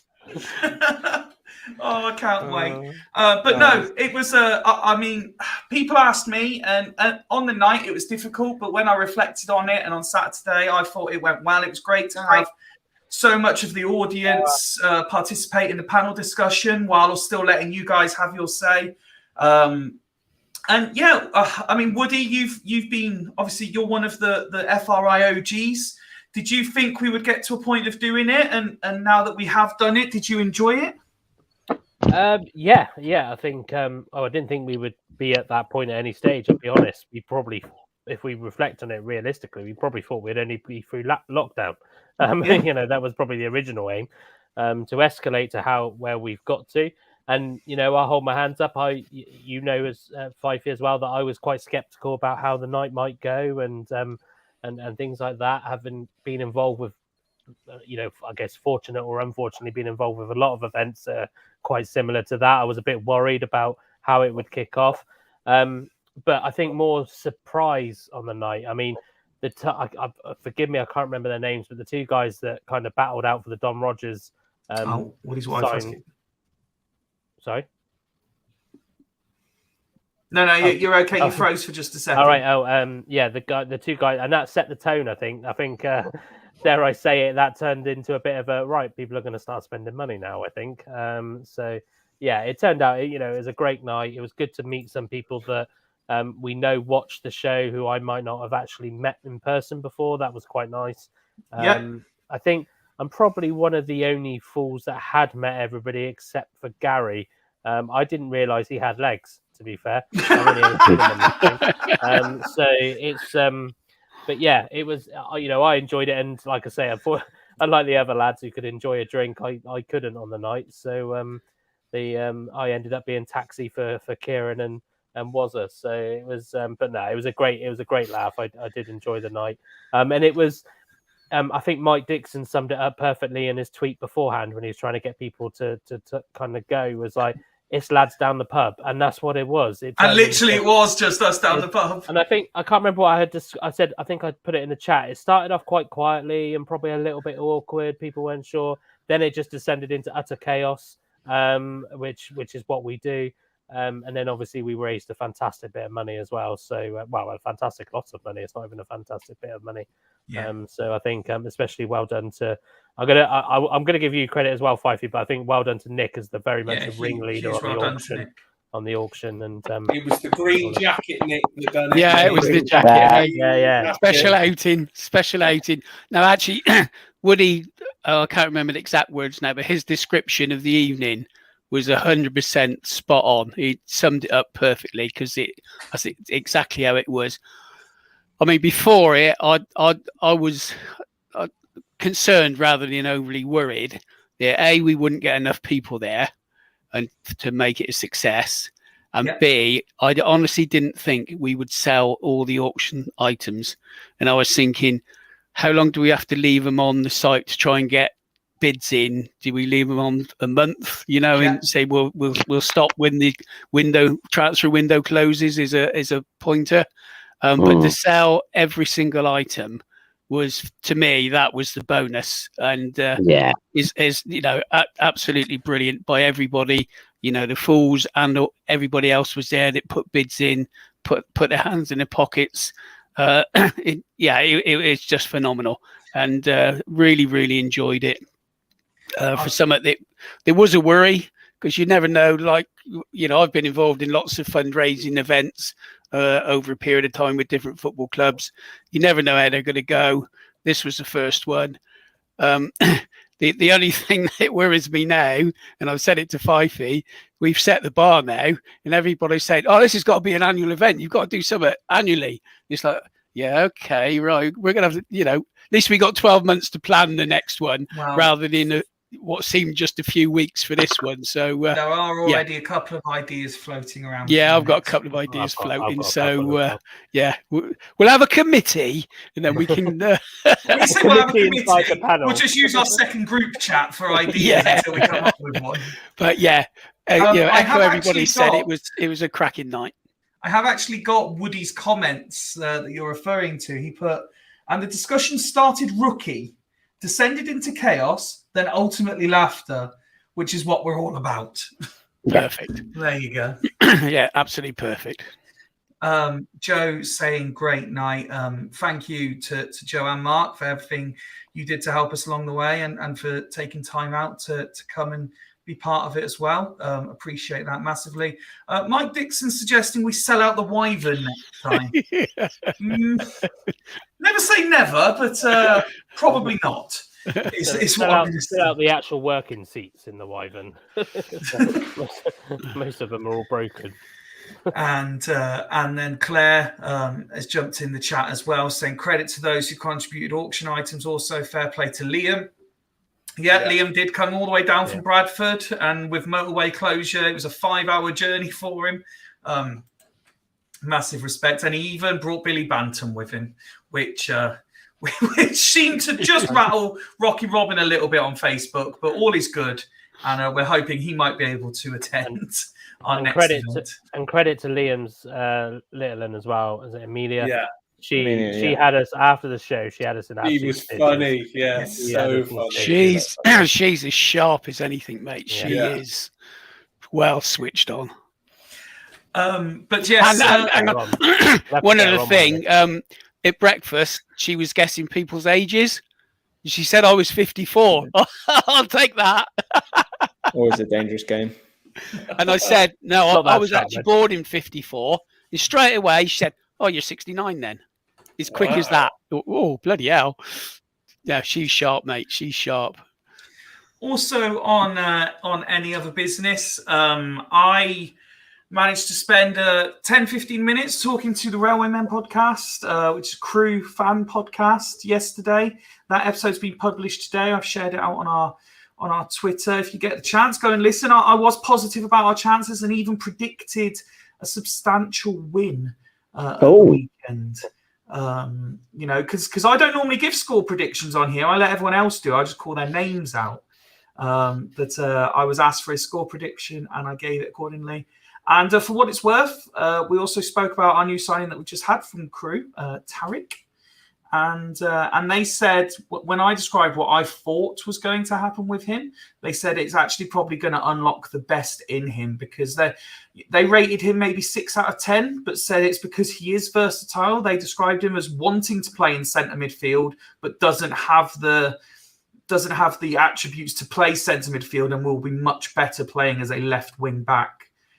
They said, as long as you've got someone defending behind him. I said, well, that's okay, because we've got defenders having to defend behind Hutton as well. So clearly we're playing with just the 3 defenders and everyone else attacking this season, lads, is the way we're looking at that. It sounds like Iandolo in reverse. We've got a central midfielder who's that's been forced exactly out what I wide. said. I said it's Iandolo in reverse. That is exactly what I said. There you go, great minds. It was interesting in his interview with the lad, though, that he did say that he actually wants to play out wide. I don't know if that's just saying what he wants the manager to hear, but you know what I mean? Yeah, I totally agree. Looks like he's got all the attributes to be a decent left wing back. You know what I mean? He's got pace. He can put a ball in the box. You know what I mean? It sounds like it could be really promising. And if we can find that we play him in the right position and we get the best out of him, even better for us. Final thoughts on the community notices this week. We are hoping, and I'm currently, just before the show, I was messaging Craig. Obviously, a new season maybe deserves a new intro video, if not the music, because I'm very happy with the music. But we're not a podcast, as Woody keeps pointing out anymore. We are a live stream and social content outlet that invites viewers, listeners, friends to participate. So if you're obviously, I'm going to try and get Craig working on something for hopefully Friday. But if you're musically inclined, or you like to mess about with pictures and video editors, and you'd like to put forward a suggestion for our new intro or closing video for the new season, by all means, hijack our pictures off of our Twitter and Facebook pages and play to your heart's content, and send us in any. It'd be great if we have an opening and a closing video separate. That'd be class. Yes. Yeah. If you'd like to send something in, listen. If we get enough people do it, we'll just do a different one every episode and see what people come up with. We'll do it like a school competition. Winner gets a Fools Rush In calendar. Indeed. But yes, if you would like to send anything in, and of course, over the course of last season, we had various humorous artworks and memes and all sorts made of stuff we did. Continue to send them in the new season, because they really do make us laugh. And even obviously, I get all the notifications, but the first thing I do when I see any of these is I put them straight in the WhatsApp group to make sure everybody sees them, and we very much do appreciate it. Right, 2 more limericks before the final topic of today. Are we ready, gentlemen? Let me get rid of community notices and scroll down to the bottom. The penultimate one then reads as, this bloke really came to the boil playing. Owen Doyle. Oh, Nick, we didn't even finish it. Nick's got so good at So these is he now. going to give bonus points for getting the GP bit? Ginger Pele. You're wrong, Nick. Well, for those of you listening only, it went like this. This bloke really came to the boil playing on the county ground soil. He wasn't there long, but he had a great song. And I blocked out the words G and P so they could guess Ginger Pele, Owen Doyle. Nick, you were far too quick at this week. You've clearly Nick's on not fire. been on the wine. I found something I can actually answer. Right. Let's see if we can at least wait until I've read this one, Nick, okay? Okay, if that's a rule. The final one for tonight. He just wanted a walk in the park, snuck out the county ground when it was dark. He just wanted fun, never wanted to run, but away from Paolo he did. Leon Clark. Leon Clark. Well done, gentlemen. Very good at Nick this. wins. Nick wins. Well done, Nick. I just realised I was on mute there, and I said, you were on. You were so happy with yourself as well, Rich. I know. Bollocks. Right, last topic for this evening, gents, is kind of a women's football roundup. Obviously, we've got a couple of things we could cover. Swindon Town women, unfortunately, losing to Oxford at the weekend. We can discuss, obviously, the Lionesses as well. successfully negotiating their progression in the World Cup despite an obvious red card, despite what people were saying. David Beckham-esque stamp in the back by Lauren James. And then of course, Woody, I saw your post yesterday. I hate 0-0s.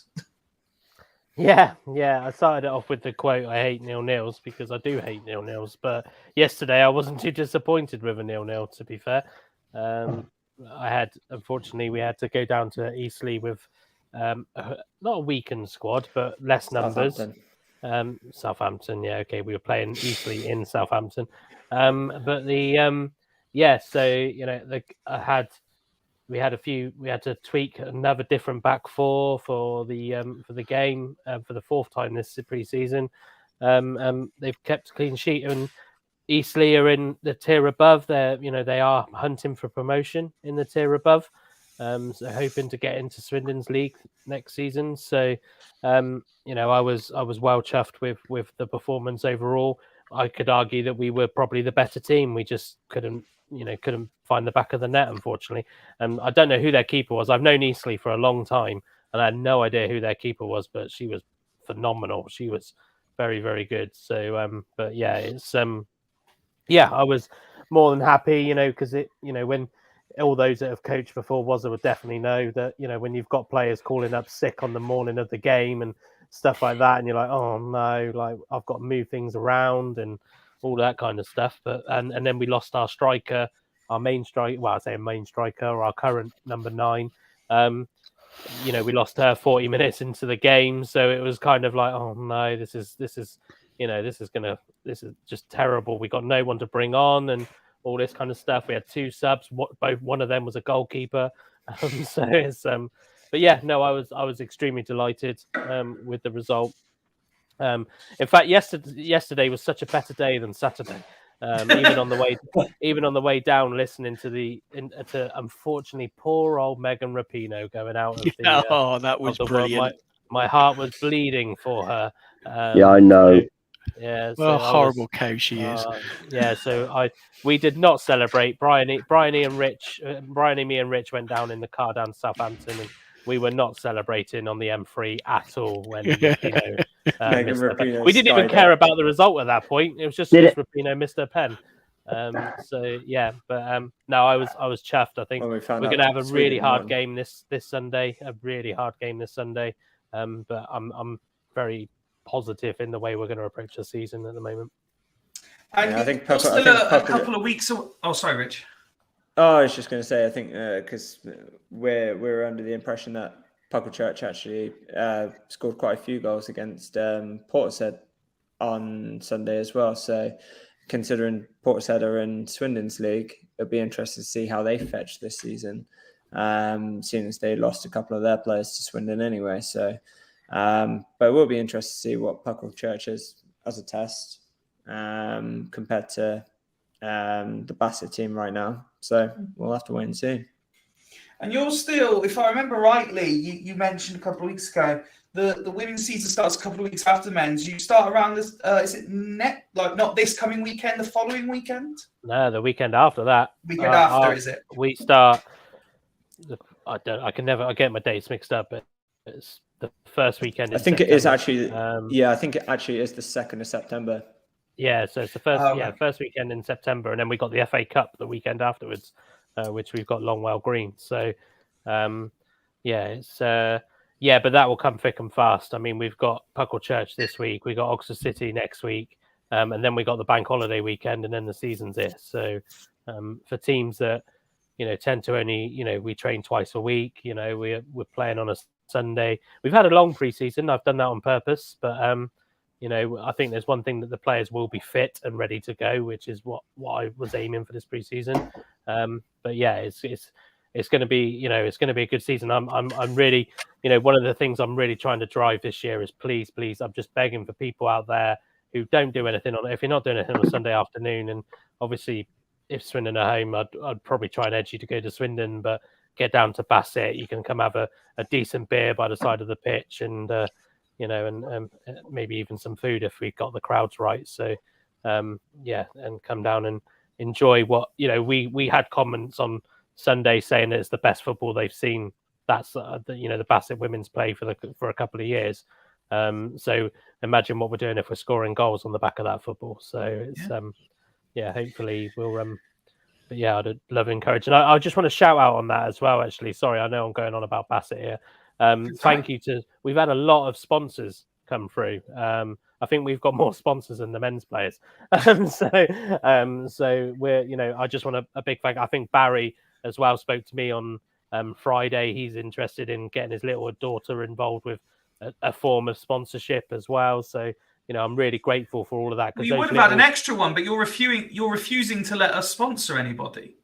I'm not refusing to let you sponsor. I think we're sponsoring Bryony, aren't we? Well, I did ask. You just completely blanked it. I'm like, oh, he's still blaming the fool's curse. He doesn't want her to leave or get injured. Yeah, Woody does that. I did mention it. I did mention it to her yesterday. I said we'll probably end up sponsoring you, Bryony. To be fair, but yeah, no, a big thank you to all of those. A few who watch. Obviously, Mark is sponsoring Jeffers, our skipper, as well. So, a massive thank you to everybody for that, because even though it's only £50, once you put that through the squad, that's a big amount of money that helps us with the running costs. Because like Swindon, none of my players play to play. So because we're nice like that as a football club, so the little ones like that really help. So thank you. On the subject of Swindon, for obvious reasons, as you just said, you wouldn't have been able to go and watch because you were at your own game. But for fans of Swindon Town, they will see the result of losing to Oxford and they'll be like, shock. Swindon lose to Oxford. But on the face of it, when it comes to the standard of both clubs of women's football, would you suggest it's not necessarily a surprise if Swindon lose to Oxford? So when I found out the result on Sunday, I actually said that's a good result. Oxford United are very, very good. They are hunting to be. They've narrowly missed out on getting promotion last year. They're a very, very good side, but they're years ahead of Swindon, if I'm brutally honest. What Swindon are doing now, Oxford were doing nearly 5-10 years ago. And they've got a good backup in terms of their youth setup and all of that kind of stuff. It's, and did you not tell me before, like teams like Abingdon, they'll use as like a catchment and they're able to attract those sorts of players. Well, they will naturally, and it works the other way around. I think Tim Huggins, who watches us, he said a few times, a lot of the Abingdon players are ex-Oxford United, so it is a very good catchment area, isn't it? The whole of Oxfordshire is a very, very good catchment area and the standard of that kind of A34, pretty much all the way down, the standard of the football is really good there. So they do catch, but they just done things the right way. They've invested money rightly. They didn't get too carried away with, making the women play at the Kassam. But what they did do was they put the women at a decent facility in Oxford City. That is a really good facility up at Oxford City. So they did things the right way, to be totally honest. For me, I Swindon fans who watch us will shoot me, but I had some good friends who coached at Oxford United.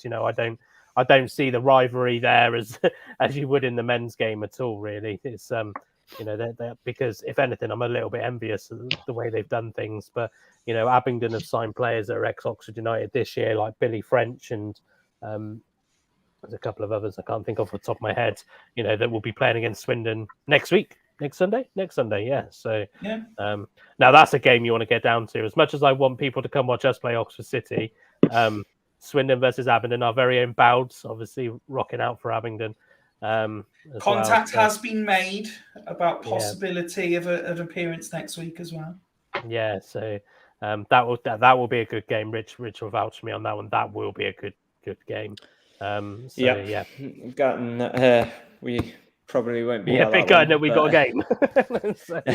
We got a game. For fuck's sake. Who done that one, Woody?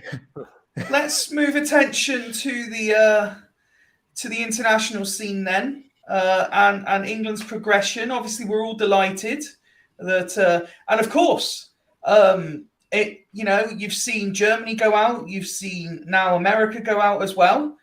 It's England's to lose, isn't it, Rich? You know, you've been preaching No. HMS Pistol League for Swindon, and we're going to win the quadruple. Surely this is where the big money goes. England to win the World Cup now. Well, I think England have had a massive loss in Lauren James.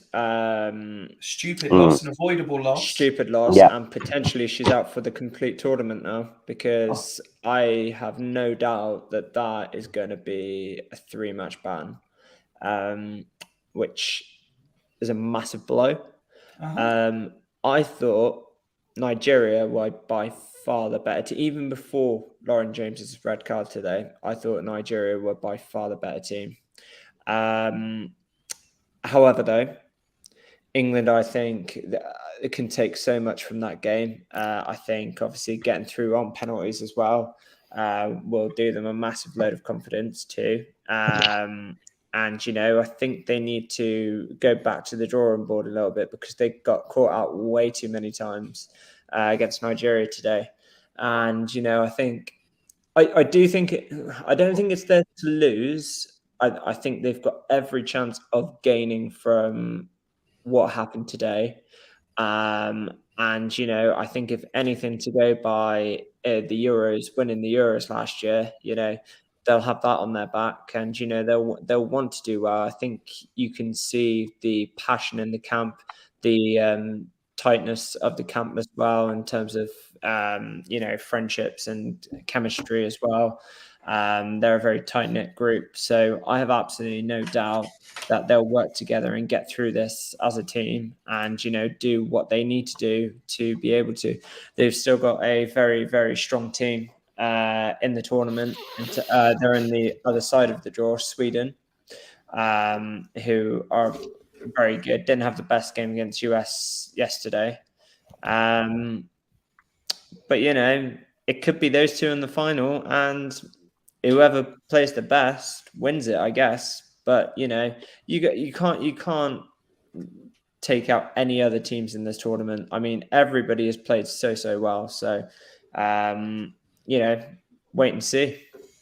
Would you agree with that assessment, Woody? Yeah, I mean, I to be honest, I said before the tournament that Japan would be the team to watch out for, and, you know, they are proven to be that. I still think that they're probably the biggest threat, to be totally honest. I'm not too worried about Sweden, even though Sweden is stronger than when we played them in the Euros. But yeah, I think it's a fair assessment. I think everything that's being thrown at England at the moment is probably what's making us a bit stronger. I mean, obviously we went into the World Cup with 2-3 very key players missing, and we somehow overcome that. And we're not even talking about like 2-3 players that can be backed up by, you know, players of nearly equal quality. I think Lauren James, obviously it was a sending off all day long, but I'm not going to hold it against her. People, you make stupid mistakes when you're that age. I hope people don't get on her back, because she is still a talented footballer. She's not she's not thrown the World Cup away for England, because we proved it today. We still managed to play, you know, half an hour, 40 minutes with 10 men against a very good Nigeria side. You know, Nigeria were there on good credit. They're a good side. So, I mean, I think it might have been Rich, I said earlier, that I was always confident if it went to penalties, because even though I didn't watch the penalties, but you know, Mary Earps is kind of the queen of penalties anyway, so I thought she was going to be the hero at some point. But I'll tell you what, Chloe Kelly, that's how to take a fucking penalty, isn't it? That is how, you know, that was a hell of a penalty, and she's the hero again, isn't she? Obviously, she was the winner in the Euro final. And she sent us through with, and she just looks so relaxed, and, you know, it's just I take my hat off to any penalty taker most of the time, but the way that she approached that with such an important moment of the game was fantastic. So I think, you know, sometimes luck. I think Harry Redknapp once said it. Sometimes you earn your own luck, and maybe the luck that we're getting a little bit, we've earned a little bit, and who knows? But I do think that, in my opinion, Japan are the strongest side left in the competition at the moment. Are they in the top half, Japan? In the top half. I think we're likely to play Australia next. In France are in the bottom half, aren't they? I don't know Yes. what France are like. But is it? Yeah, Mm. yeah, I know. They're, Because my they're wall quite chart, good. my wall chart at work is wrong. I'm per temps, by the way. The wall chart you gave me for free is wrong. But the I think Japan yeah. must be in the top half. Yeah, yeah. I can't remember. The now. key, they the won key that with these group. tournaments, though, and we would say it if you were watching the men's game, you how many times have we seen it with England men that they don't play very well versus the first 3 or 4? You don't want to peak too soon, do you? No, Do you know Yeah. what I mean? Get through Yeah. these games. They had a how good you game against can. China. They had Yeah. a very good game against China. Yeah. China, well, I think one of the commentators said it earlier, is like they reckon that I mean, I know Woody never goes by the rankings anyway, but I think the rankings are a little bit false as well. I mean, China was 16th in the world and England beat them 6-0, or was it 6-1 in the end? 6-1. 6-1. 6-1, it was It'd be 6-1, interesting to wasn't see, it? 'cause And that's the only goal we've conceded, isn't it? I just had Yeah. a look at the bookies thing, and I know that's not the angle sometimes to go in, but England are favourites. You know what I mean? You know what I mean. It'd be interesting to see how they handle this sort of pressure and how they deal with it. But you know what I mean? Fair play to them. You know what I mean? It's actually quite exciting. I've got into it and watched a few of the games, having it on at work and stuff like that, and it's been for someone who's not. You know what I mean? I haven't massively been into women's football, but it's. You know what I mean? You've been watching it because of the time differences. It's sort of worked out quite well for me. And yeah, fair play to them. Even today, they didn't play very well, but you know what I mean? It's all about, we'd be saying the same thing if it was the men's thing. It's all about just getting through in tournament football. It doesn't matter. Champions know how to get the result when they're not playing. I think the main thing with England is defensively. Say we conceded 1 goal, and you know, yes, Nigeria did play well. They only had 2 shots on target. Yeah. So, you know, defensively, 2 shots on target. That's all. For all their possession. That's not target. You know, I guess that's not well, target, according is to it? Sky, Right. in England had 4 shots on target. So, you know, we, like Wazza said, build up, you know, improve, and do it in the final. And like you said, Nick, with that defence as well, bearing in mind we've got Millie Bright, who didn't play before the World Cup because of injury, and we're missing Leah Williamson. So it's kind of, you know, it's almost like a makeshift back 4 in the night. In the well, you got Rachel Daly. Was she top scorer in the Super League, playing at fullback? Yeah, in her normal role. That was her normal role, and then she got moved up front. Yeah. So you know, I think it's all it's all looking good to me. So, well, if anyone wants to feel good about the whole tournament itself, watch the Americans' advert for the World Cup itself. That it just fills you so much warmth that you're glad they're out, because I've never seen such a show of arrogance in front of themselves. If they haven't seen it, it's just got like no one can beat us. Yeah, watch it. And they go around the world going, can they beat us? No, they can't. No one can beat us. You watch us. And they get dumped out in the last 16. And it's Rampole that Sky's apparently probably the most arrogant. It's been all over Twitter. I've loved it. It's just been like, how are you going to get past the Americans? It's basically what the Americans have advertised the World Cup. Yeah, they were like, how are you going to get past the Americans? Brilliant. One word, penalties. Yeah. They've got a picture of the Swedish goalkeeper because she was fucking amazing yesterday. But also, she plays for Chelsea, doesn't she? Yeah, and then you've got the VAR, just the VAR picture of the. If anybody's seen it, I've seen it. We were joking oh God, yeah. They must have turned the goal line technology off for the penalties or something. So it was, but yeah, it's and that's how you stop the Americans. I'll find the video and I'll put it in the group chat. His reaction, she was like walking up to the ref, going, "No chance, no chance, no chance." Then they put it up on the screen, and it was like. I did joke to say that somebody in VAR probably actually hates Americans that much. They've just moved the line. I would do that. Just quickly, Woody, do you want to answer Dan's question there? Does anyone think Rachel Daly is wasted at left back? Russo looks isolated up front? No, because I do see why that means, but just from my point of view, like I've known Rachel Daly. Rachel Daly for me was always a left back who just a bit like Gareth Bale. She's had a very similar journey to Gareth Bale. Kind of started out kind of at the back, and then all of a sudden they found out she could score goals.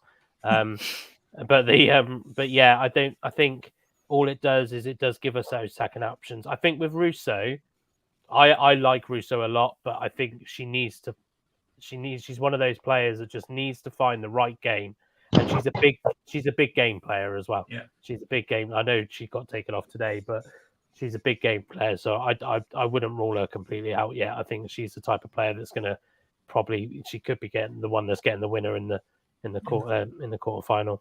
Okay.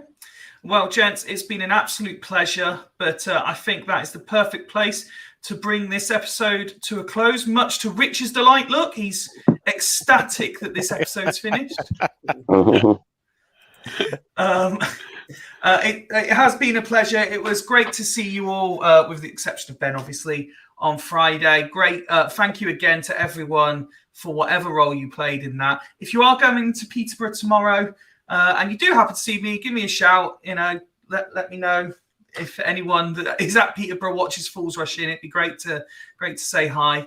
I'm the only fool there, so hello. But I am hello, 6'1" and an Daisy. undefined weight, so it's I'm not difficult to miss if you do see me. Sorry, Woody. Hello to Daisy, by the way, who we met. Yes, very hello to nicely Daisy as well, on, who saw some of the Fools on Sunday, on and her. a special hello because she said I was her favourite. So She is- did. Aw. she is- She yeah, did. yeah. And I'm not Did she? anybody's favourites. I'm not even Did my own she? partner's favourite. She did. She told I Michelle don't- that I Woody don't- was her favourite. I don't recall. Look on Twitter, mate. It's in black and white. She was Oh, is on her it? first Alright. ever parentless away day, and it got called off when she was in the ground. But at least she got to see Woody and some of the other Fools. And that really is the perfect place to end tonight's episode. Gents, thank you very much. For everyone who's joined in the comments as well, thank you. We've been FRI. I might see some of you tomorrow at Peterborough when, despite what some of the panelists say, we will be playing to win, and we will win. And we will be previewing Crew on Friday. But from me and the guys, have a great week. Good night. Take my hands, take my whole life too, but I can't help falling